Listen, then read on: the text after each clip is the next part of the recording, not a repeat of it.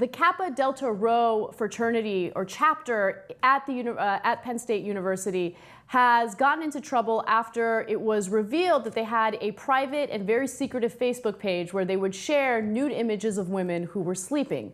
So these photos were taken without the women's consent, and they were posted onto this Facebook forum so people could not only share them but also discuss them and humiliate these women. So according to the Associated Press, this all came about when a former member of Kappa Delta Rho at the university's flagship campus in State College tipped police off to the page, telling them in January that it had been used by members to share photos of unsuspecting victims, drug sales, and hazing. So they weren't just using this to post pictures of nude women, they were also using it to do drug sales. Because that's really smart. Yeah, it's very clever. In fact, here's one of my favorite parts of the story.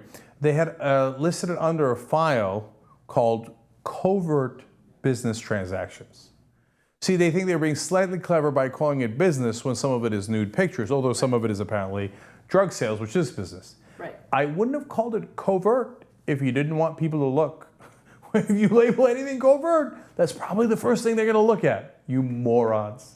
So what are the consequences? Police said anyone who posted the photos could face misdemeanor charges of harassment or invasion of privacy, with a fine being the most likely penalty. Now, the fraternity has been suspended for a year. However, the Frat brothers are still living in the fraternity house because it's privately owned and the university can't really do anything about that. So unfortunately, the university can't say, scram, we don't want you living in this house. It is privately owned. Now, State College police said that they first fielded the complaint on January 18th and reported the matter to university administrators on March 3rd. I don't know why it took so long. Maybe they were investigating it and they wanted to verify things before they actually reported it to university administrators.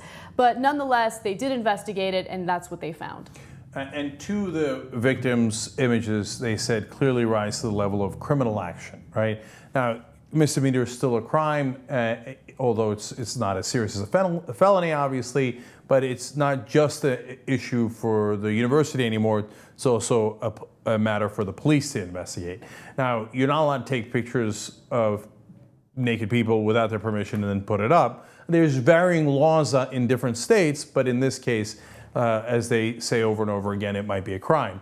Now, look, am I unaware that there are young guys all across the country taking pictures of women in different states of dress and undress? And you might be wondering, like, how did they get the pictures? What happened? Like, for example, they might have had consensual sexual activity of some sort, right?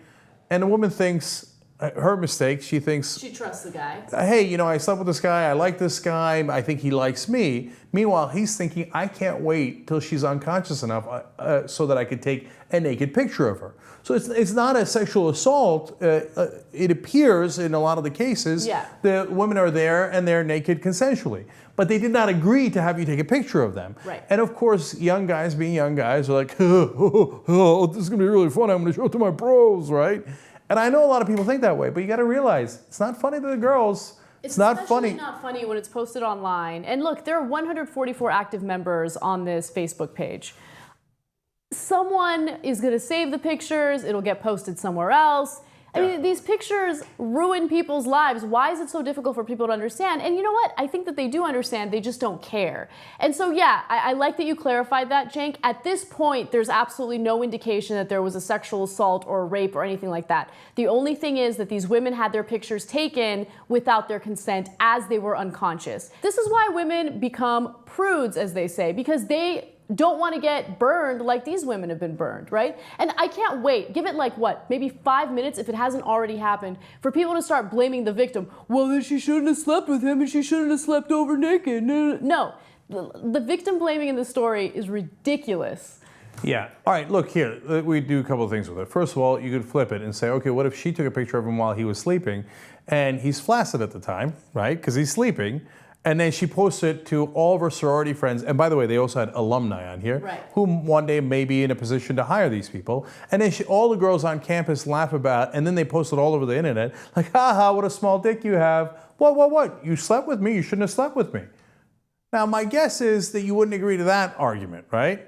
So, but in the case of women, they're like, oh yeah, we got her, yeah. And listen, you knuckleheads, the more you make that kind of argument, the more they're not gonna wanna sleep with you. So don't make that argument if you're interested in having them, do things that you want them to do, right? God, they're so stupid, they ruin it for everybody else.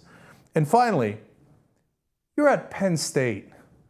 I mean, of all the colleges, I'd be even a little bit more careful if I was at Penn State in getting involved in any scandal involving sex.